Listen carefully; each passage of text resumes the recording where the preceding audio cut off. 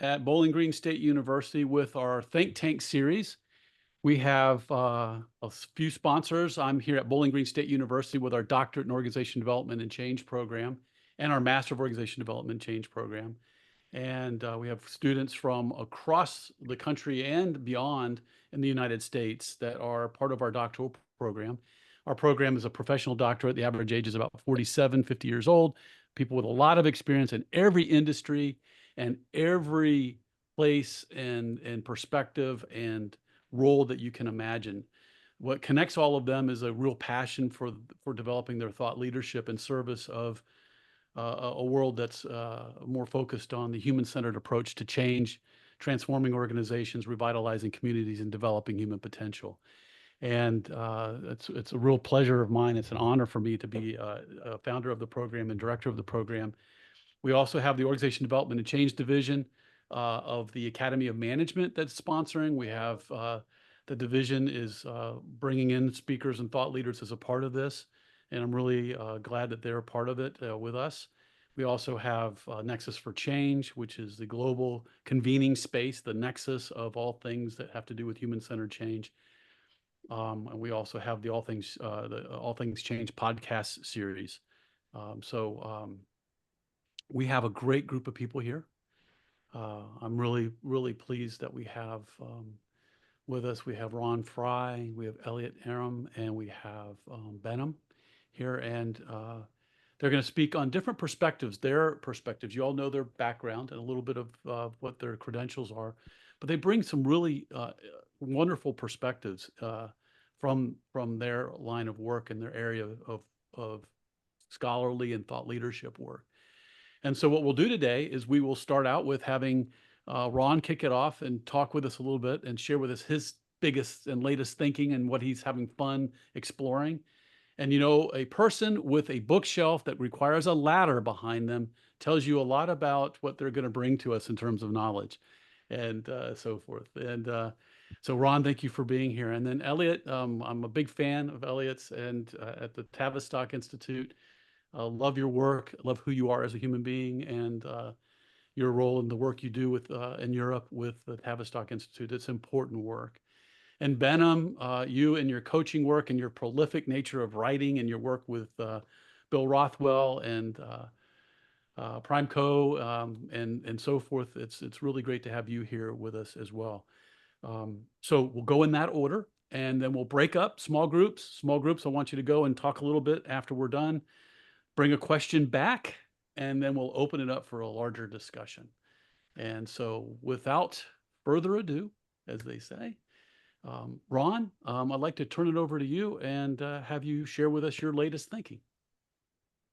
Thank you, Steve. Good morning and good afternoon, Eliat. It's happy to be here. I'm just trying to get this thing set up. Okay. There you go, right there. Oh, there we go. Is that visible to everybody? Is it the whole screen or not? Let's get in there. You may have to stop. I'm in the presentation mode, aren't I? Yeah, you might need to stop and then reshare. Okay. Stop sharing and then reshare, and it'll pull it back up.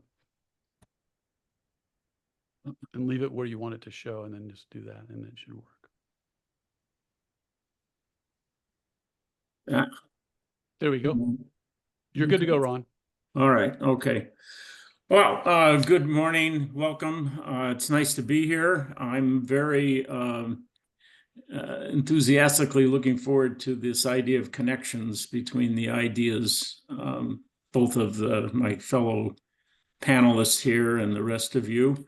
My perspective these days is around whole system change, working with whole systems, and bringing this idea of the organization as a change agent, not just individuals, consultants, facilitators, internal and external, but the whole system as a change agent.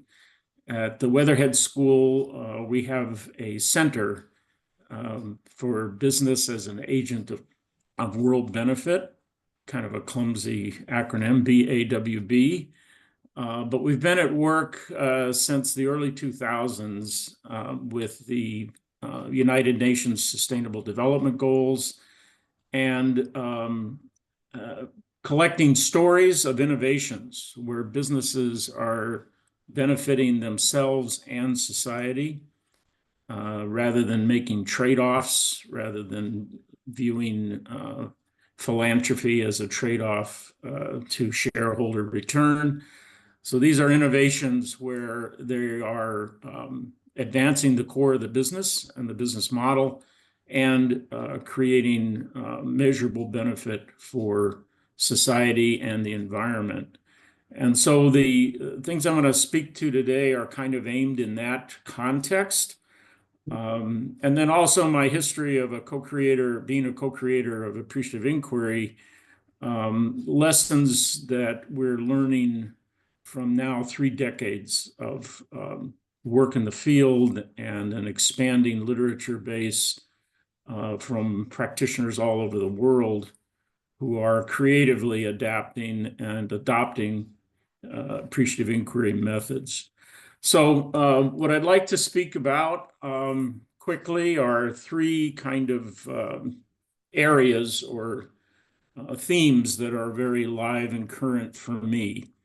Kind of the perhaps not an exhaustive list, but 3 of the success factors that we're finding in effective whole system transformation. So I want to speak about connecting from strengths, connecting through stories, and connecting for purpose, higher purpose. So I think most of you are familiar with this phrase VUCA times. What strikes me is that as we face more and more volatileness, uncertainness, complexity, and ambiguity in the environments that all human systems are embedded in, we, I think, are increasingly struggling with old, outdated theories and methods. Most of our change, continuous improvement models were never conceived in, verified for times like these. And those of you that are familiar with this VUCA phrase may also realize it's been around for over a decade. So this is not post-pandemic. This is not a new trend post-pandemic. We've been facing these issues increasingly for at least a decade. And I think it's one of the reasons that we have this more and more widely accepted idea that only 25, 28, 30% of intentional change efforts actually succeed. There's a growing body of literature over the last, I would say, decade. I think the first McKinsey study was late 2010 or something like that, that started introducing this 80-20 rule or 75-25, that most of the change efforts that leaders intentionally set out, they then report later failed to meet or come close to the original expectations for improvement or innovation. So let me talk about these 3 success factor areas. So connecting from strengths. We had the pleasure of talking in person with Peter Drucker when he was publishing his second to last book. I think you're all familiar with his name and his his century of work as a thought leader in the areas of leadership, administration, business, the role of business in society. One of the things he quoted to us when we asked him this question of what would be one pearl of wisdom you'd want to leave for the future generations of leaders, in the transcript, he didn't pause at all. He said, well, that's easy. And he said this, that the task of leadership is to create an alignment of strengths, making the system's weaknesses irrelevant. This signals a trend that I've simply called the strengths revolution. Our work with appreciative inquiry predated this, but there was such a strong resonance and overlap with what we were finding in the applications of appreciative inquiry. So I want to just lay out a couple of key ideas here.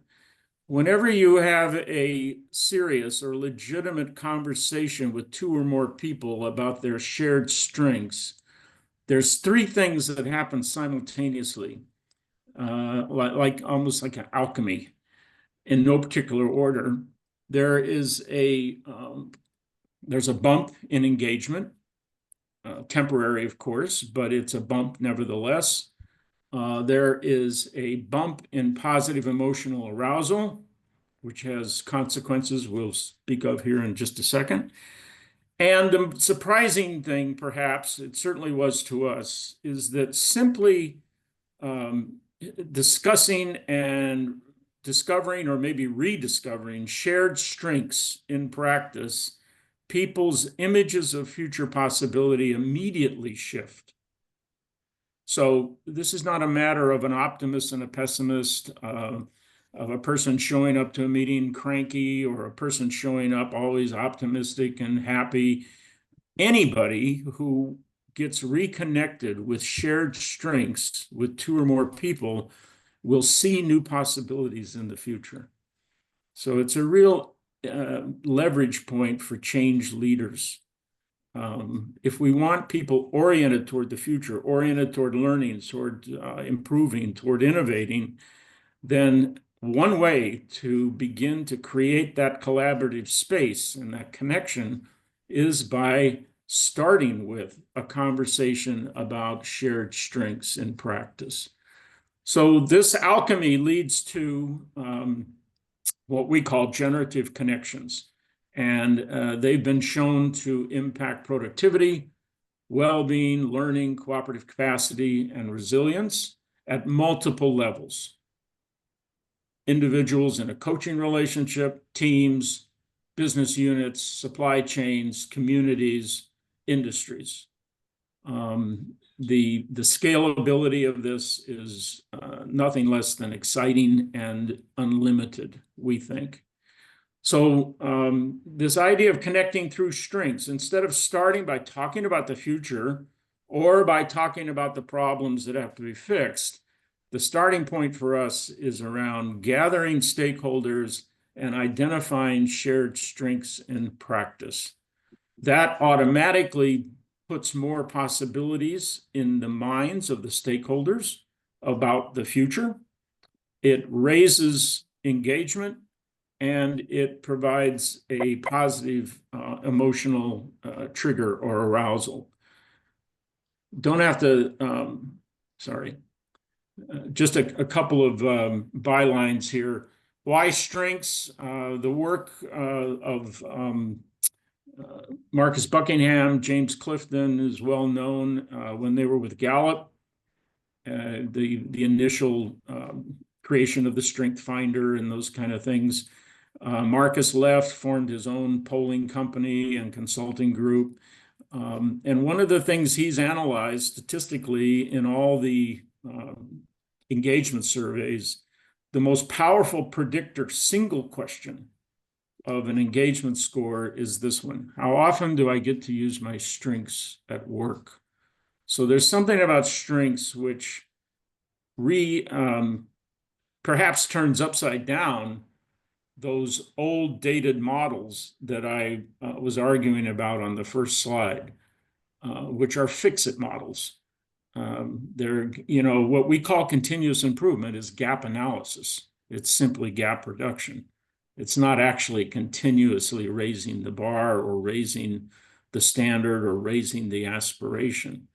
So working with strengths is a way to kind of reframe the way we approach change. We do learn from mistakes, there's no question, but what are we learning? We're learning how to prevent mistakes. If you want to learn about growth or development or world-class anything, then that's what you have to study. You have to study when and how have we approached that positively or in a constructive way, and then use that as leverage for change. The role of positive emotions that I mentioned, people see the future possibilities anew, they get a bump in engagement, and the third one is this positive emotional arousal. Obviously, there's many ways to trigger people's positive emotions, but this science of positivity, which is now approaching its third decade, began in the late 1990s with Marty Seligman and Barbara Fredrickson. So there's a plethora of research now showing us the impact and consequences of experiencing positive emotions. One of the ways it's been summarized, particularly by Fredrickson and her colleagues, is what she calls the broaden and build theory, or the broaden and build effect. The more often we are experiencing positive emotional arousal, we broaden our repertoire of response to any stimulus, and we build a resilience to negative emotional outbursts and holding in strong negative emotions. So it's good for us in terms of physical and mental well-being, and it's good for us in problem solving, imagining future, developing, learning.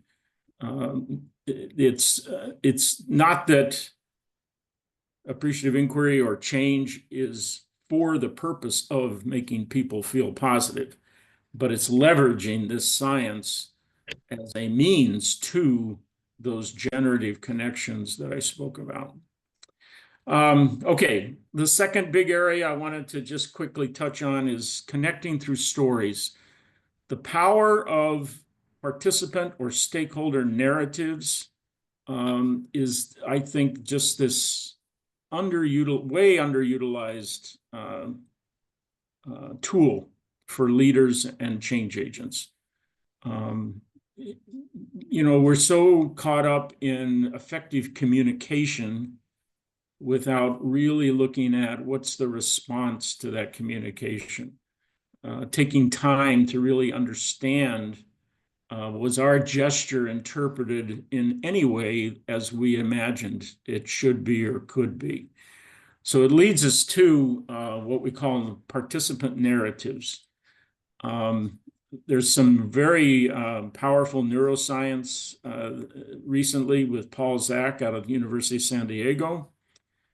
He uses fMRI to study brain action while people are listening to good stories. And one of the things he's found and written about, he's got a lot of nice TED Talks and so forth, is that when people listen to good stories, the brain triggers the hormone oxytocin, hormone release.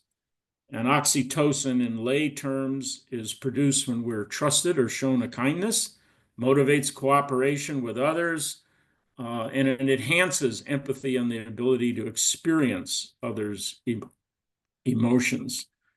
So in those of you that are familiar with appreciative inquiry, you know that one of the first things we do when we do gather stakeholders is we have them tell stories to each other.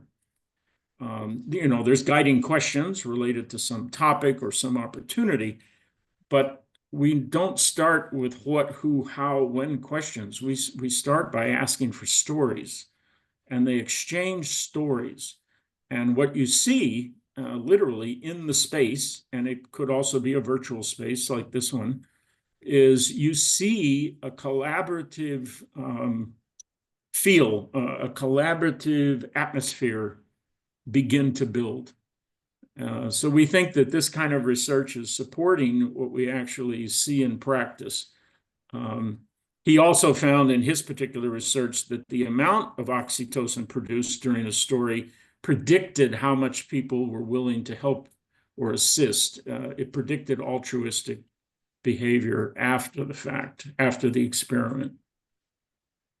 One more recent study that supports this notion of participant narratives in a change or transformation process These were 79 change cases where they could be coded, the interviews with the change leaders could be coded as being, as the change process being only diagnostic with some oscillation back and forth with participant narratives, dialogic only, like all narrative oriented, or dialogic mainly with oscillation back and forth with diagnostic.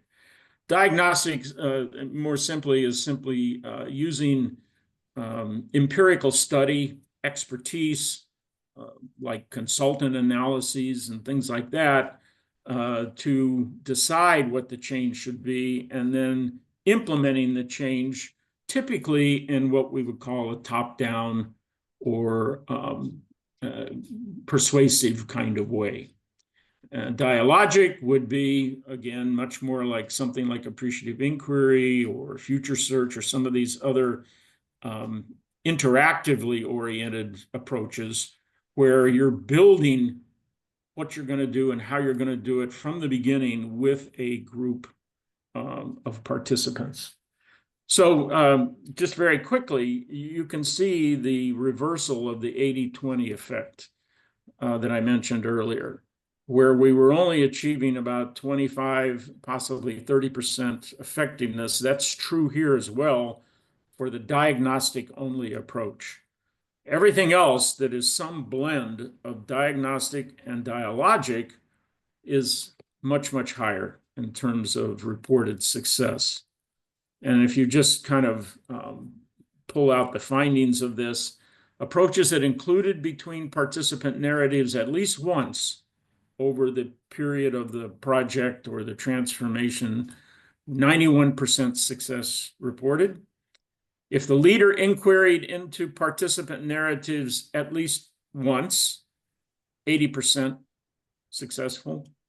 And co-inquiry, the leader inquiry into between participant narratives, sorry, that should have been BPN, and then specifically plan to do that repetitively, 100% successful. So the power of story sharing seems to us to be a critical piece of successful change and transformation.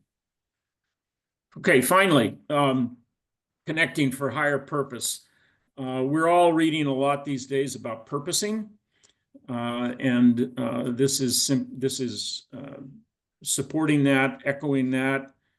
Our work in our Center for Business as an Agent of World Benefit is essentially arguing and creating validation that benefit to society and the environment does not have to be a trade-off with profit, that businesses can do good and do well, and the real exemplars are doing good in order to do well. David Cooperrider and I have written in a couple of different ways and places about this sweet spot we're finding in our practice with appreciative inquiry, that when you get representatives of the whole system together as co-inquirers, you start with strengths, you share stories, you build from there. If you turn them on or open them, invite them in to this question, how can we contribute more to society and the environment? It's like a, when I say sweet spot, it unleashes everything that we imagined in terms of the best of human resources inside the organization. And we call this the mirroring effect, mirror flourishing effect, that as you focus outwardly on doing good and having more positive benefit in society, including the environment, you actually demonstrate better collaborative, innovative, creative, team-oriented behaviors internally. So it's opening up this new question. Instead of just focusing within the system on system improvement or innovation or transformation, How might we actually focus the stakeholders outwardly and then enjoy the benefits internally, if you will, or see the manifestation of the best of collaboration, the best of human innovation and thinking internally around practices. So these are just a couple of exemplar cases where the businesses have done what we call system-wide summits, but not on internal operational issues, more on how can we, in the old language, become more sustainable.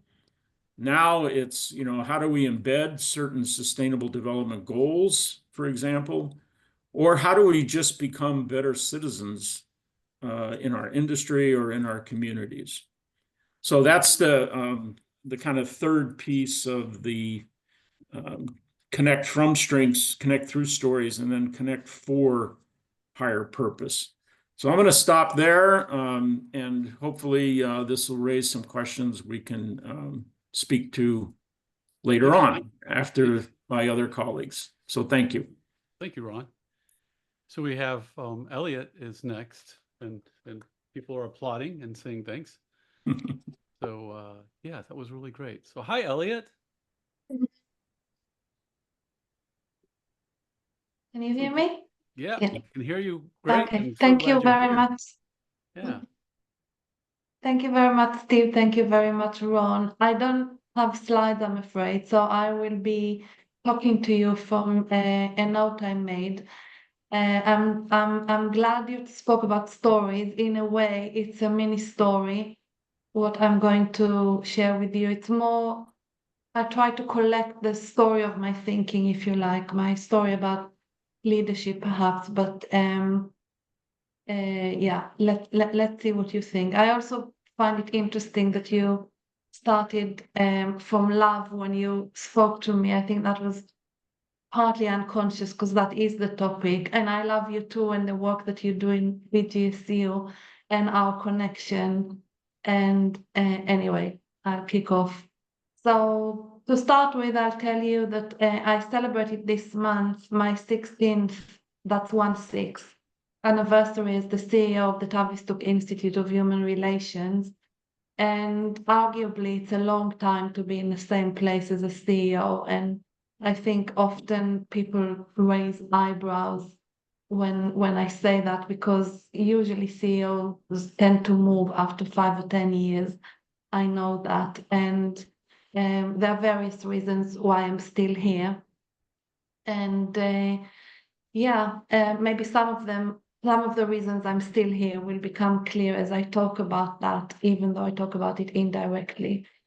So generally, these are difficult times to be a leader, and the many stresses exist that can wear one down, from global politics to intra-organizational dynamics and movements. I could have spoken about a number of aspects of myself in role that have preoccupied me over the years. As a woman, of course, that's an issue. As a Jew, as British, as a mother, the juggling of identities and tasks seem to forever grow and expand. For example, now one of the very forefront on my mind are the existence of intergenerational dynamics in the workplace, which impact attitudes to work and life, and the balance, if that exists, between them.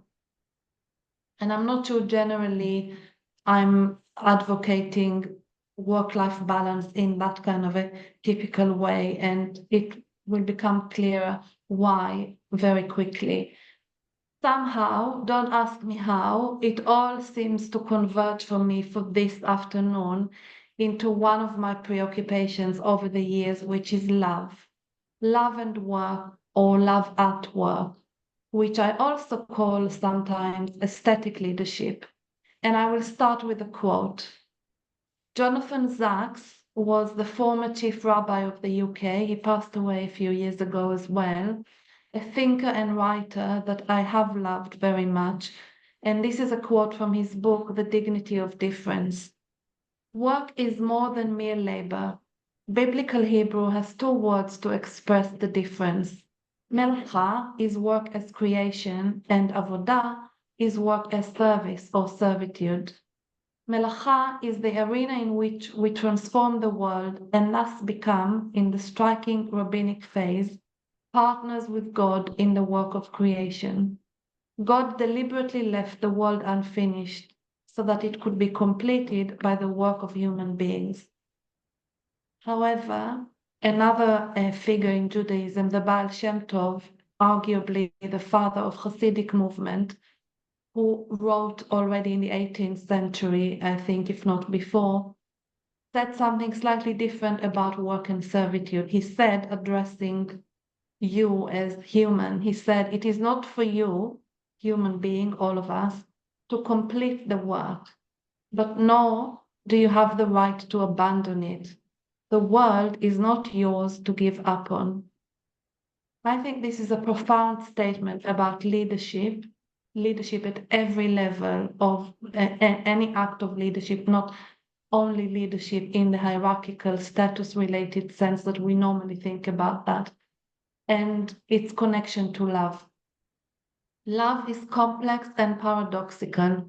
It is the ordinary experienced as extraordinary, and vice versa. The miracle of love expressed and experienced as daily ups and downs, routines, annoying repetitions, and constant mistakes. It is in our daily servitude that we find humble divinity. It is when we are in awe of someone that we find their realness.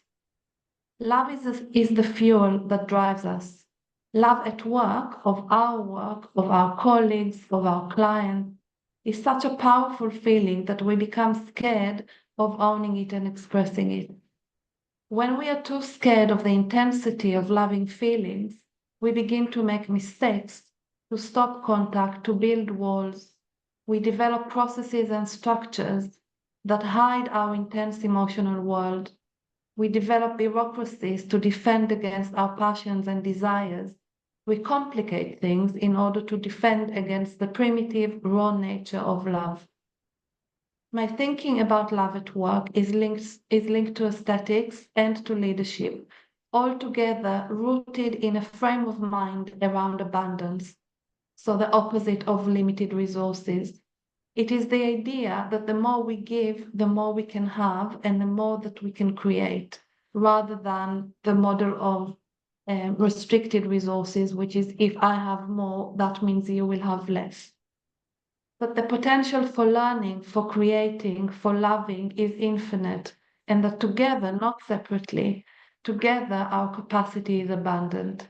This is not a utopic idea, don't get me wrong.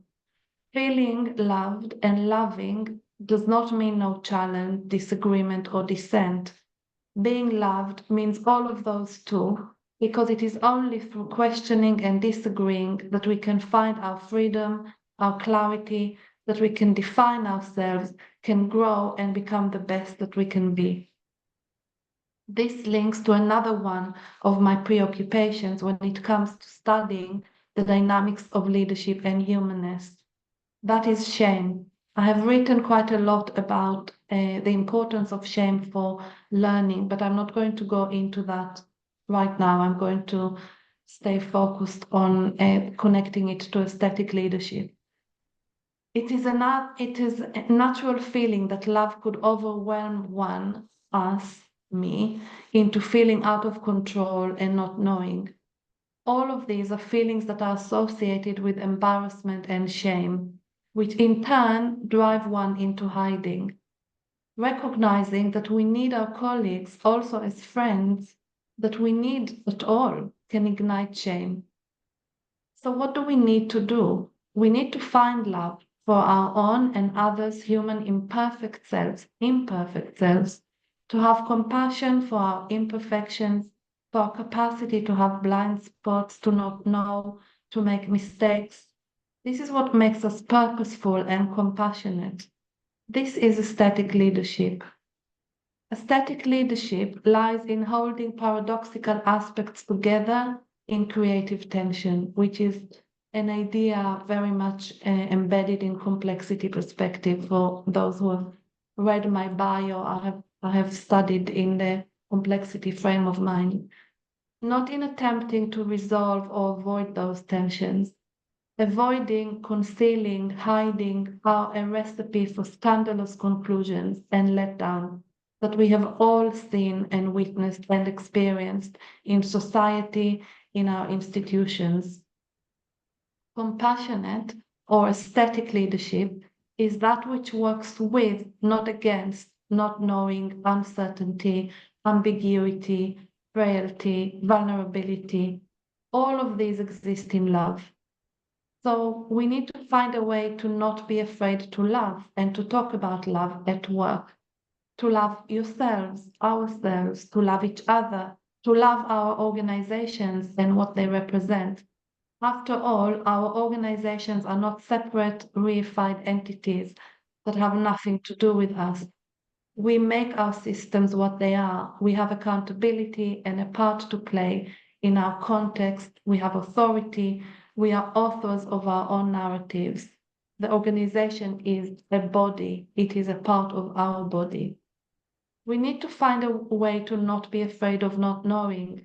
Leading, as well as developing leaders, which I think a number of us are engaged in doing for our daily activity, has to be an act of love and generosity. It is about developing a capacity to contain not knowing, to accompany others in their journey of not knowing. I can't tell you how important it is to ask when you think you don't understand.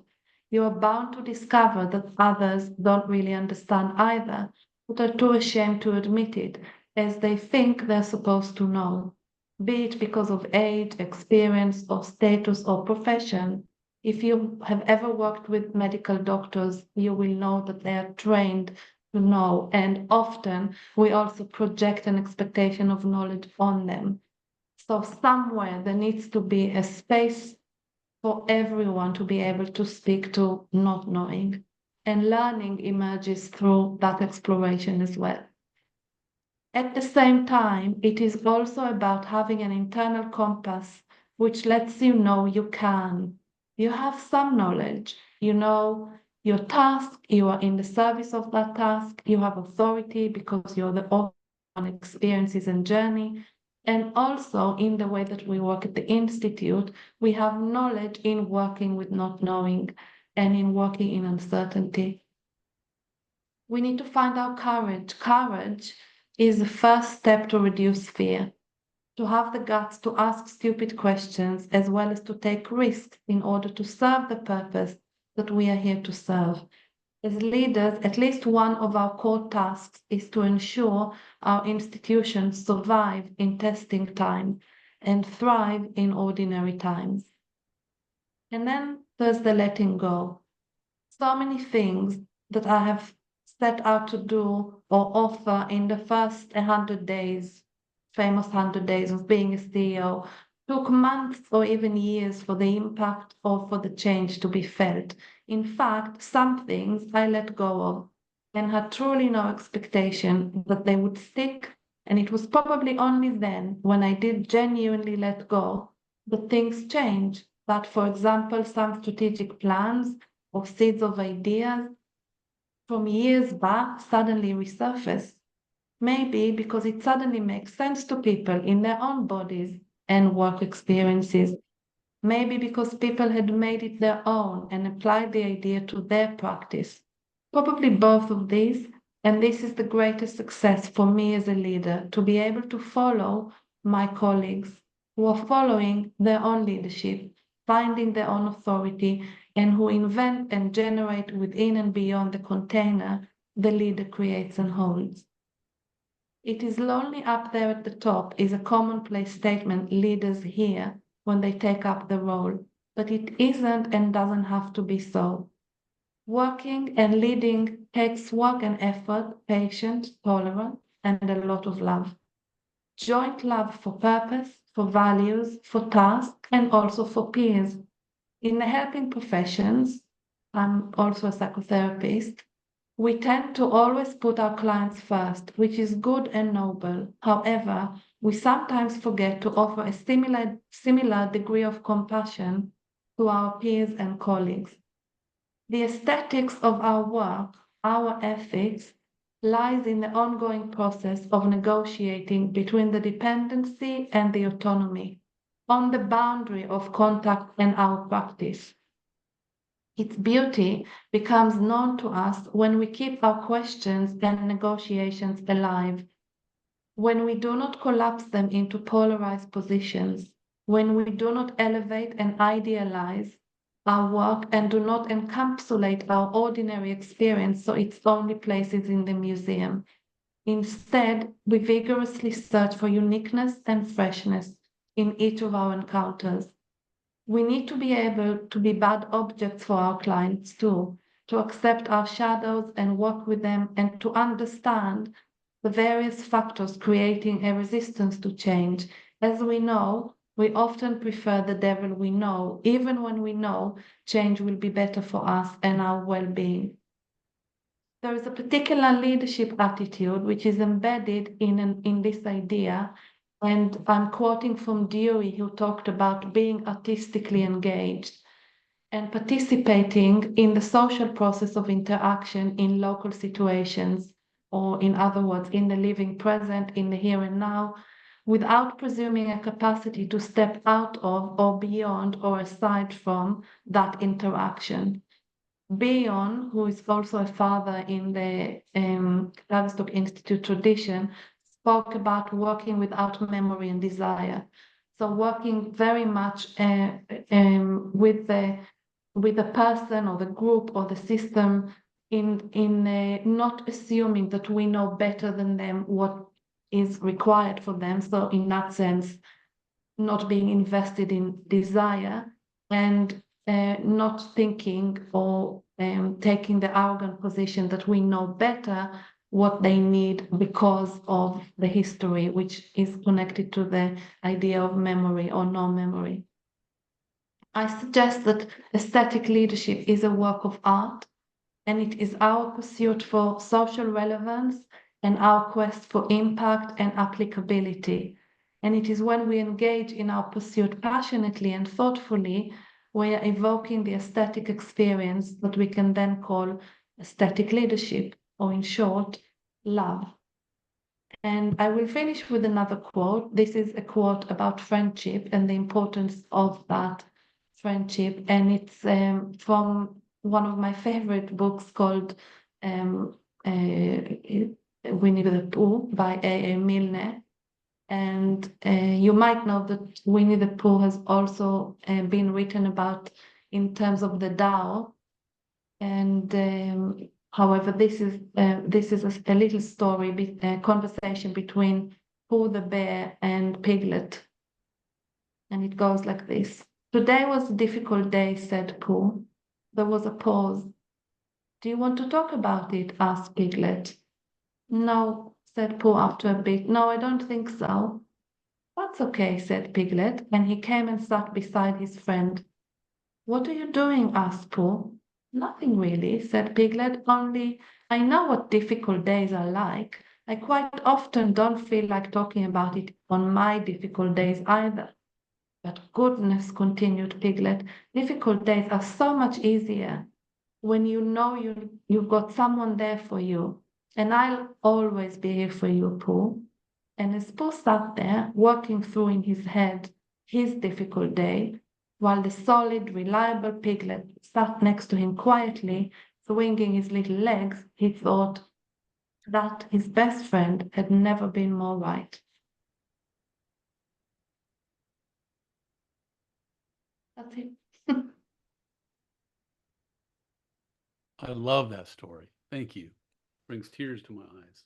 Thank you. It's beautiful. Very beautiful. Benham, would you like to join us? Sorry, absolutely. As you can tell by my name and my accent, I'm from out of town. Immigrated to United States in April of 1986 with $100 in my pocket and not speaking much of English. And 7 years later, I did my first public speaking and seminar with this broken English based off what I believe and learn about human operation and human soul.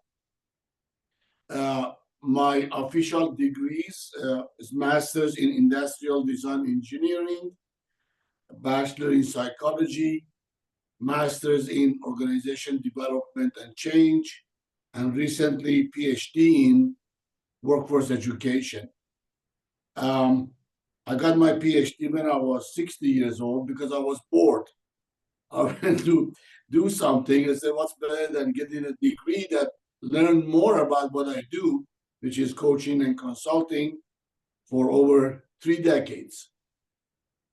So base of my coaching work is kind of differ from what traditional coaching approach is.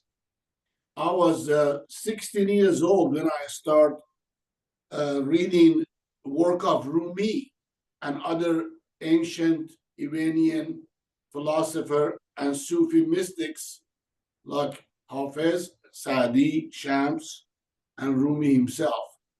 Then I got more deep digging into the old ancient Iranian religion of Zoroastrian, which is one of the oldest side by Hinduism. And I study Buddhism and follow the principles of Zoroaster, which is think good, word good, and deed good, which is basically is the base of my work and digging into the state of being human. So how do I brought this ancient philosophy and knowledge to organization development?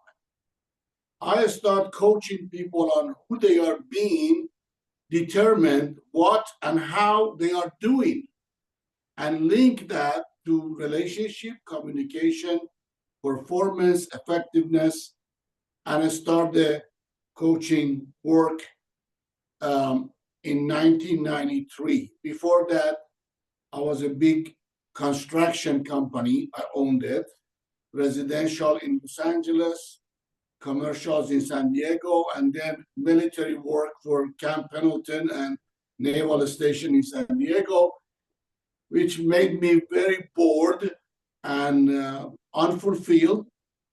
And one day I told my partner, I'm leaving. He said, what? I see you tomorrow. I said, no, I'm leaving in this industry.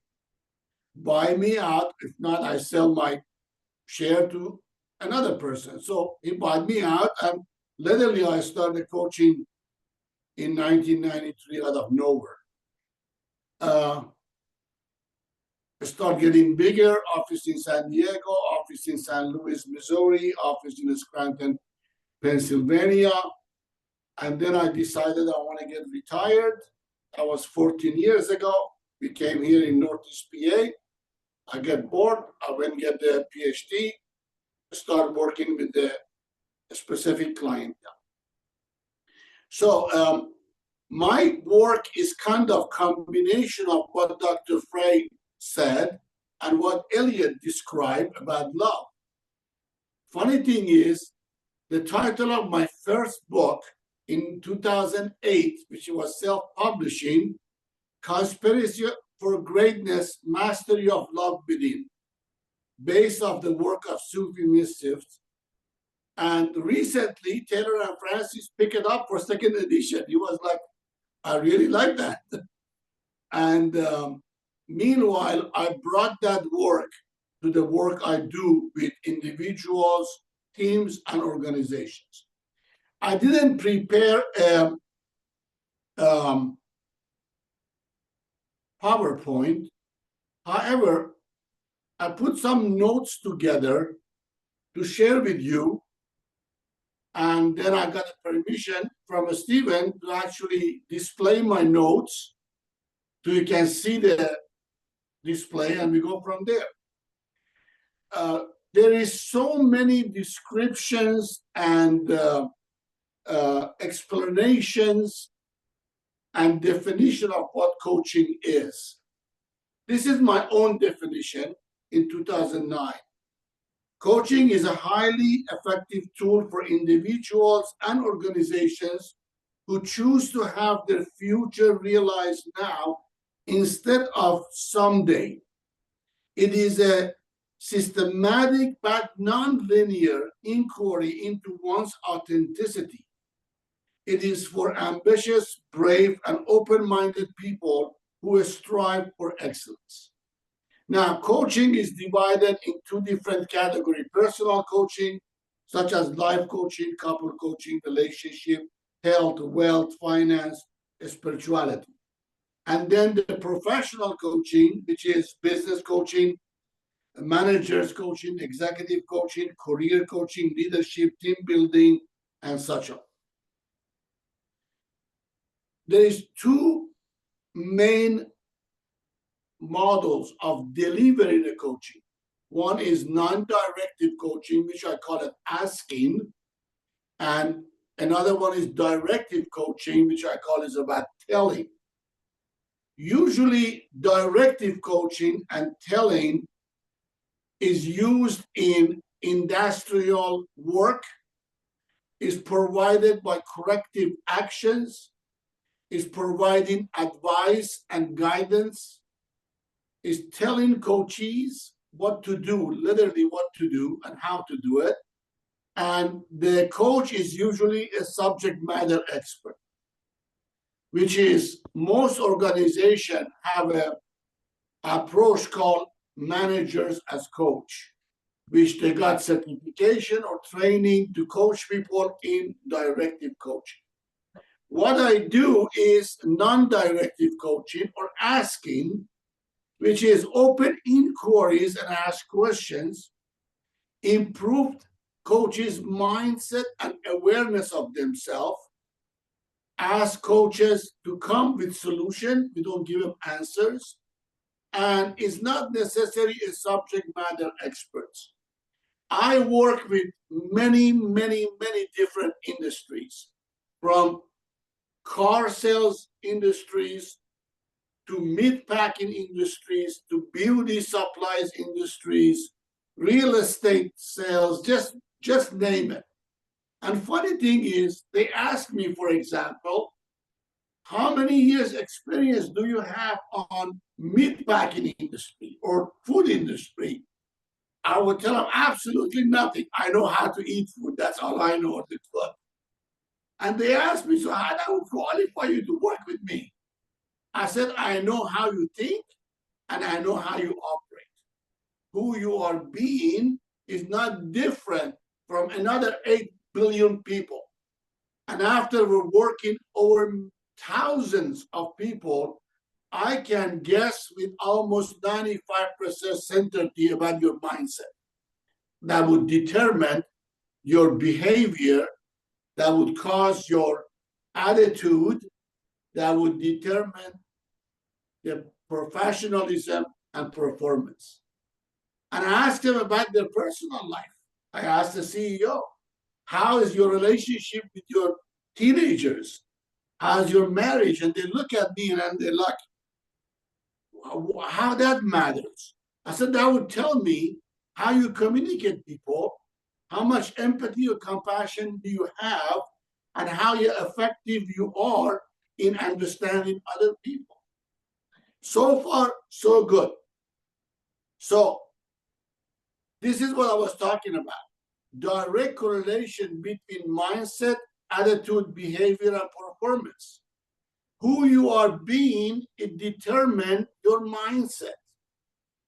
That will affect the attitude that you developed, that would cause your behavior, and then your performance. I remember Dr. Frey said in the first 10 minutes, this is not about who's cranky and who's leadership and who's providing effectiveness. However, we all can recognize somebody walk in the office and they are being cranky and they are being short and they are being not happy. They're not saying anything, but it's like I have a sign in front of the forehead that they are cranky and unhappy. And then determine the attitude. And then you're wondering why the performance is low. So I tell people there is a relationship between your vision and mission and the values that you have for your organization.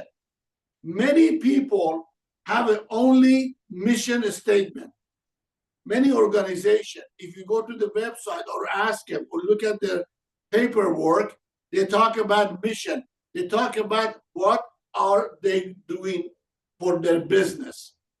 And when I break it down that they have no vision, they keep explaining their mission statement.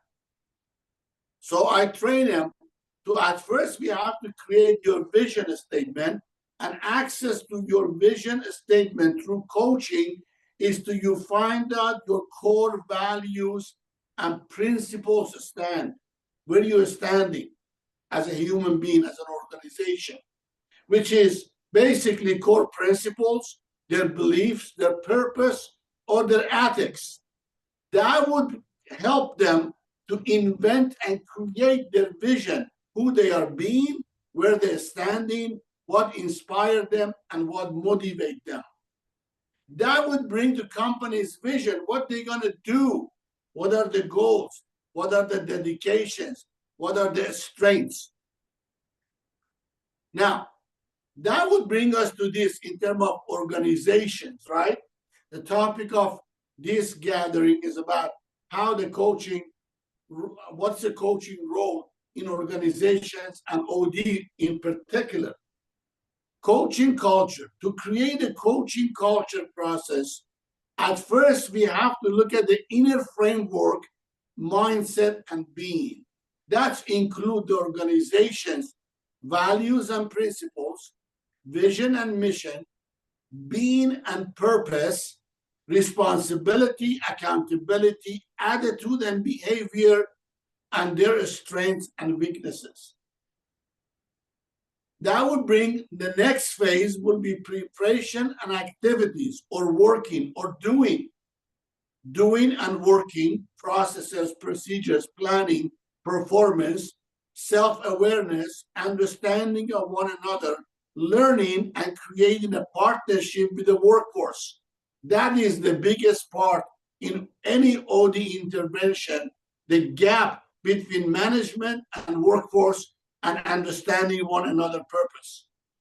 That would bring us to other framework, which is possibilities, opportunities, productivity, reputation, collaborations, development, and talent retention. Funny thing is, when organization ask me to go immediately work with the middle management or the floor, what I call floor management, overall workforce, I decline. Because I tell them, listen, what you're telling me, everything wrongs with them, not with you. You think there's something they don't do. You don't even want to look at who you are being, that they do something you don't want. So if they accept me to work with them first, then I do the engagement. If not, I'm sorry, it's wasting my time and wasting your money. Now, this is a metaphor for coaching and culture of the coaching model in organization. This is what I tell them your coaching culture is look like. The roots are core mindset and outlooks that organization have. And then we got a couple more minutes, Benham. We have a couple more minutes. Absolutely. Who they are being that determine the fundamental underlying operational principle of the organization, which is the body of the tree, the strength of the tree. And what people absorb and see is the result, the reputation, the output. I have a lot to share with you, but time is short, but I am grateful for this opportunity. Thank you for listening. And I am honored to be at the presence of Eliat about concept of love, and enjoy Dr. Frey's presentation, given I have 2 or 3 of his books and I referenced in my work. So it's an honor to be at your presence. Thank you for your participation. Thank you, Benham. That was great. Thank you, all 3 of you. And let's get right into some conversation. You all are going to be invited to go to some breakout rooms. We're going to take about 5-7 minutes. I'd like you to talk about, just introduce yourself, some reactions, and maybe some questions. Have one person be willing to, it can be more, but one person be willing to bring back a question from your small group discussion. And we'll continue to talk here, the four of us, and we'll bring you back, and then we'll have some dialogue. So enjoy your conversation. Go ahead and open up the rooms, Lisa.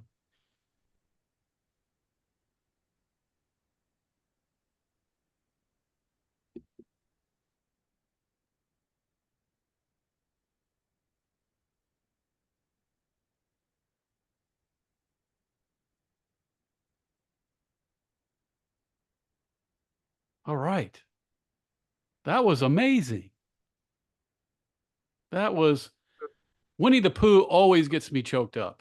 I can listen to Winnie the Pooh and it makes me cry every time. I remember that story. I remember reading it the first time and I was like, oh my God, that's the essence, like, of just what it means to be with people and be with each other. Oh, something. You know, recently I was invited with Dr. Rodwell and Dr. Katie to add a chapter about coaching in OD in their 5th edition of practicing organization development. Mm-hmm. And the work that I did with Stephen on, I combine coaching, general coaching on the state of being, with appreciative inquiry coaching on the skeletal action research model. I think the outcome will become very, very nicely guiding readers to how they bring the being to their inquiry, appreciative inquiry participation, following up the steps of ARM. I personally enjoyed it myself a lot. Yeah.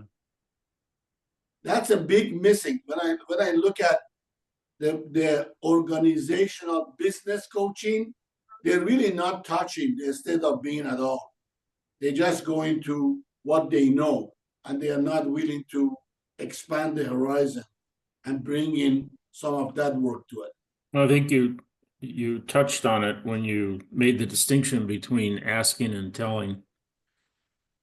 Being is something nobody is an expert at. Yes. People ask me to explain. It's only found through questioning. Yes. My short explanation to what is being is, I said, it's like a water to fish and air to bird. Fish don't swim in the water. Fish just being. And you want to tell them how he or she is, get the tail, get them off the water, and there's something missing, and they struggle, and put them back in the water. Suddenly, there is a state present that it was not there a second ago. That is who they are being. For bird is not an air, they just fly, they just being. So for people, being unempathetic, being uncertain, being unhappy is not like, oh, I wake up in the morning, today I'm going to start being unhappy. They are just being unhappy. And when they get the source of unhappiness and resentment and regrets, now they have a choice. They can continue or they can change. And Eliat, the biggest missing is the love within. They don't know who they are. They have no idea about their capacity. They have no idea about their hidden abilities. And when I help them to see that, unbelievable productivity go 10 to 15% in the 1 quarter, without changing staff, without changing management, without bringing new equipment. Just their being shift is amazing. That's why I'm so in love with it. Hey, Eliat, is Jeannie Newman still with the Institute? Not as an employee for quite a lot of time, but as an associate, she is. She is as an associate. I don't know that she works that much Okay. anymore. Okay. But yeah, I see her every now and again. She's definitely comes to when BGSU students come every year, and we have a campfire session, and she Okay. comes to that. Yeah, we had But a in the great last time. few years, that's the only time I saw her. Actually, she comes to our AGMs as well. Yeah. She's a very busy grandmother. Yeah, good for her. Yeah. Well, if you happen to run across her in the Well, I interim, will, without running across her, I will drop her a message that you sent. please send Yes. my warm regards. Yeah, good. I will do. I will do. I'm very proud of the fact that I think our doctoral students here in the US are one of the very few that read anything or know about Winfred Bion. And I wanted to follow up with you. Can you say a little bit more about how you see the connection of his work with the complexity ideas, the idea of embracing the unknown, and maybe love? But Yeah. can He you wrote just about draw a little the, bit yeah. more? Yeah. He wrote, yeah, I can say a little bit more. One of the, I often quote from what he quotes about the this working without memory or desire, but where it sits is in his thinking and conceptualizing the notion of the reverie, which is the he comes at it from the psychoanalytic diet, but he expanded it to the group, and then it got expanded to organizations, and it's that space where you contain perhaps through silence, but where you allow for the process and what is there under the surface to emerge and surface and work with that. So it's this twilight zone, this space of dreamlike, but being, it connects very much to this idea of being, existentialism, and that, yes, you. Good. Yeah, that's, I think, a little bit. Some of his ideas, of course, are very complicated, but he writes, I think, about that in experiences in groups, and the stance he talks more about in his book from Attention and Interpretation, it's called. That's not one that I've read. Okay. Yeah. And then he was quite a writer. A lot of his writing is less familiar. He wrote also about his memoir about his times in the war, because one of his big influences was his war experience as a military psychiatrist. Right. And he wrote about, well, it's actually an essay. It's an essay, and the essay is called Thinking Under Fire. And he talks about how difficult it is to think under fire and what it actually might mean in terms of the way one has to take action. So that's also linked to ideas around leadership, trauma, post-trauma. Right. Performance. Nice, thank you. Yeah.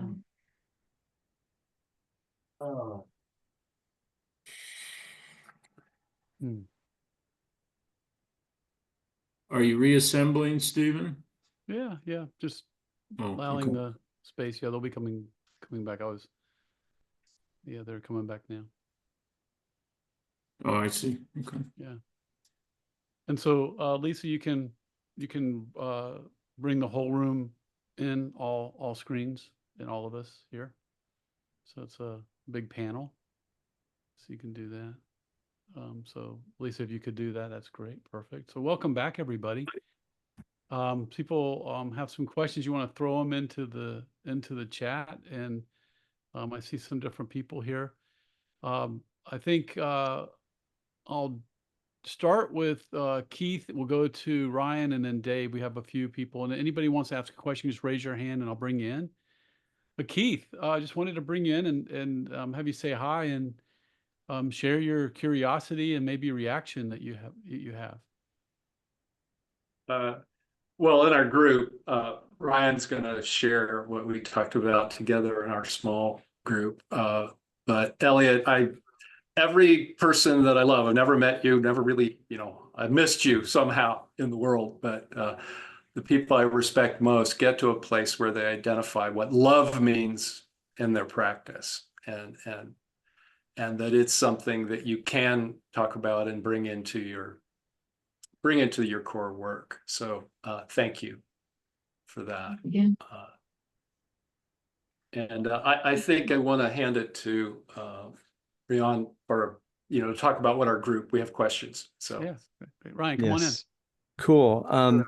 So I wanted to string 3 questions together from our conversation with Wasim, Keith, and I. If we are to bring love into an organization, the one way to go in possibly would say, what's possible now? If we're going to talk about love, what does talking about love make possible?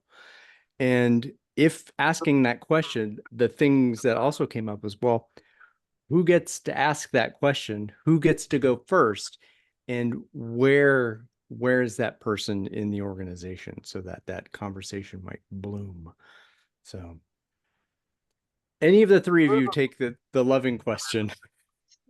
Well, I would say you got to be very sensitive about how you frame the question, who asking that question, and knowing the nature of male, especially male chauvinism in organization and society.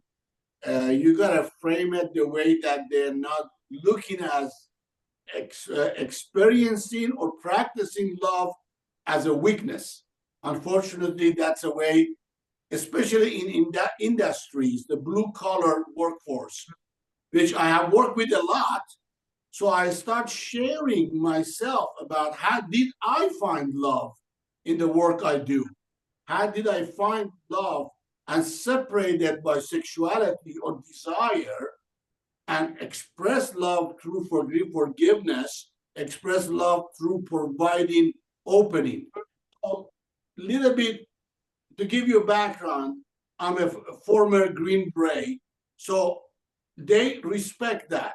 When you tell them your military background and then you bring love to it, they respect that more.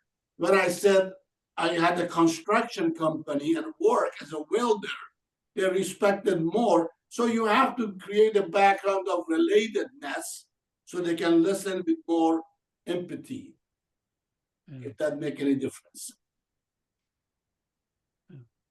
Yeah, I think I agree. I would probably add that one way of getting into the question from the head, if you like, because I agree with Benham, we are very, we would like to think about ourselves as rational beings, and love doesn't really feature them very well, because love is not really rational. And so one way is re-engaging with the question of purpose. Why am I here? And what do I do what I do? And of course, it is always helpful if it comes from the top in terms of role modeling. But of course, if it's only from the top, then people might see that as disingenuine, especially if their experience is different. So the other thing is to create a space. If you're working with a group, which is different than working with individuals, then it's about creating spaces to have difficult conversations. And then in the difficult conversations, you're working through a lot of things, including finding your love, your devotion. There's something humble about it, and there's something spiritual about it, not in the religious sense, but in that sense. And it's always back to the ethics. Or why am I saying what I'm saying? Why am I doing what I'm doing? And how do they relate to each other and to my core? Yeah, that's great. Thank you, Eliat. And I would, if I could just add, Yeah. add something. I would approach your question with an assumption. And the assumption is everybody in the organization could tell a story about a moment when they have felt loved at work by others and a moment when they have manifested love toward another. And if they just began sharing those stories, they would find commonalities. Yeah, that's really interesting, Ron. I have a doctoral student who will be who's working on love for her dissertation. And we're looking at, we're kind of breaking it down and how to ask the question. And one of the things I said, Yeah. maybe we look at if people, how felt love, if a person feels loved by their leader, to the degree to which they feel loved. It's the perceived feeling of being loved. And thinking about what might that perceived felt loved, how might it impact that person? She's looking at other things.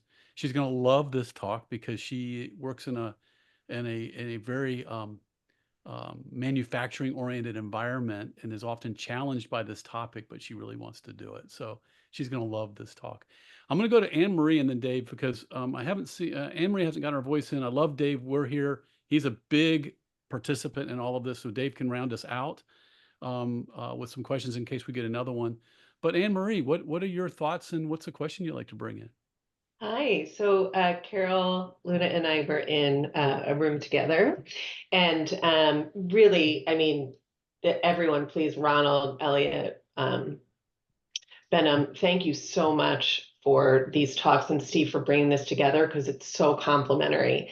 I mean, I would just like to point out that I have a sign back here that says love more. So love is really a big part of how I do my work and how I show up. But it wasn't always that way, and neither was it Carol's.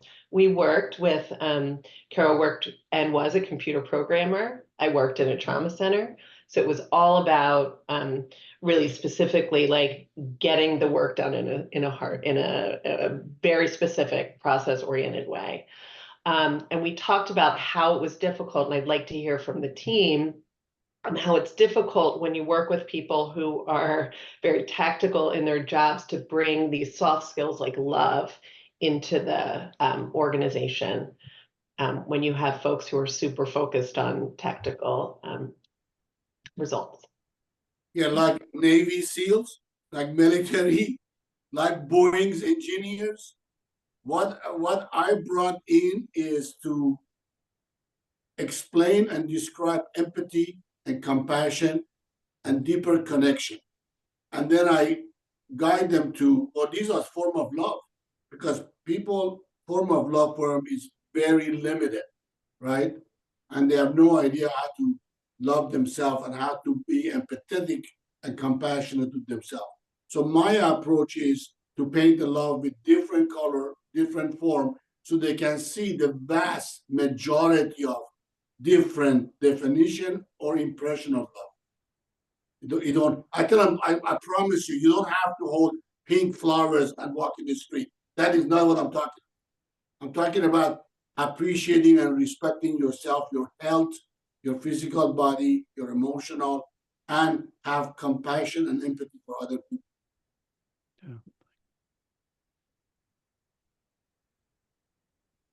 Later on, Anne Marie, I'm still a recovering engineer, so I can appreciate working with technical or that kind of mindset. I'm sort of sounding like a broken record here. I think if you engage anyone around stories that they hold as growthful, important, loving, effective, whatever it might be, when you engage through stories, you listen to their stories, there's a reciprocity that can begin. They'll listen to yours. And when you start finding common elements, then you have a different kind of connection. So it's not so much talking about humanness or humanity or all the good values we would share on this session about human interaction. it's just doing it. And I think doing it through stories is an untapped leverage point or catalyst. So Yeah. Yeah, I concur. Maybe I will add that I think one of our biggest tendencies is to behave or believe that however we speak, we must rise above this. So we shouldn't need recognition, or like we are there for the other. And I think it often comes back to bite us. So it's not until we genuinely have compassion also for our own errors, mistakes, misgivings, and idiosyncrasies, then we really are able to offer that. And one of the most telling places where that happens is that we would struggle very much to receive gratitude or appreciation. And often in supervision, I often say to people, but by not really hearing why somebody appreciates what you offered them, or why you resonate or are so important for them, you're actually denying their experience. And this is almost a false humility. So it is about knowing that we can only do so much, and we are very interdependent, I would say. And then basically, I think one of my favorite questions, by the way, no matter who you work with, is get them to talk about their job, about what they do every single day. And then you discover that people just open up like flowers, and then you think, wow, you really like what you do. Or, of course, you find they really don't like what they do. So maybe they need to do something else. Yeah. So I'm going to to jump in, Steve, because this is the what our group and what I ended up saying too, and I do think it summarizes. We have these things called human resource, and it treats people as some kind of economic property, when indeed everyone is a source, regardless of the role they're playing, a source of all that's good and not so good in an organization. And we need to relate to everyone through their stories to find out what source they are in the company or organization, and then work to make sure the organization continues to bring out their best. So Yeah. great day today. Including ourselves, I think we often forget to put ourselves in the picture, whether we are internal or external to the organization. We have an impact as well. Yeah, That's right. Right on. And so as we wrap up, in the chat, I have a couple of things I want to share with you all as we wrap up. And if you all could just in the chat, what's your takeaway? What's the gift from today that you're taking away with you? The thing that you want to remember, or the point that you want to do, or just a general appreciation for today. But if you can put something into the chat, that would be a gift to our speakers and to others that we share with. Second thing is I want to share with you all two things here. I'm going to put it in the chat. One of the things about love, and I've been doing some work on the neuroscience of being quintessentially human. And I did a talk for Penn State with Bill Rothwell, and I've got an article that just came out in Jabs. I put it all in there for you, and also a link to these inner development goals. You'll see a connection there. One of the things I want to offer to you is that when you look at empathy, it's in the front part of the brain, neuroscience perspective. When you look at fight or flight, it's at the back part of the brain. Crystallized intelligence is in the back, fluid intelligence in the front. Interestingly, love spans all of the brain. So when they try to find where love resides, it's in both of these, Anne Marie, in both of these, the paradox, or if you will, Barry's work around dilemmas, or just looking at the two sides of the same coin, the and of all of it. So just to wrap up and say goodbye, Ron and Benham and Eliat, if you could just say just a bumper sticker, one sentence, what's your final thought as you leave today And thank you for being here. Who you are being determine how and what you are doing. Okay. Thank you. Take yourself lightly. Treat yourself lightly. Take yourself lightly. Take yourself lightly.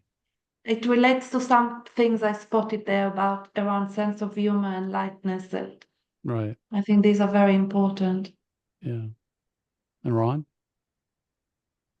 We all go in the direction of the questions we ask. Mm. Thank you. Have a great day, everybody. You'll get follow-up. You'll get the recordings and everything. It's been wonderful. Thank you. And hopefully I'll see you all next week, Thursday. We got another great group coming in. You're always invited. Please share the word. Everybody's welcome. And have a great day. Bye for now. Thank you, everyone. Thank you, Steve. Thank Bye. you. Thank you. Thanks for hosting. Yeah.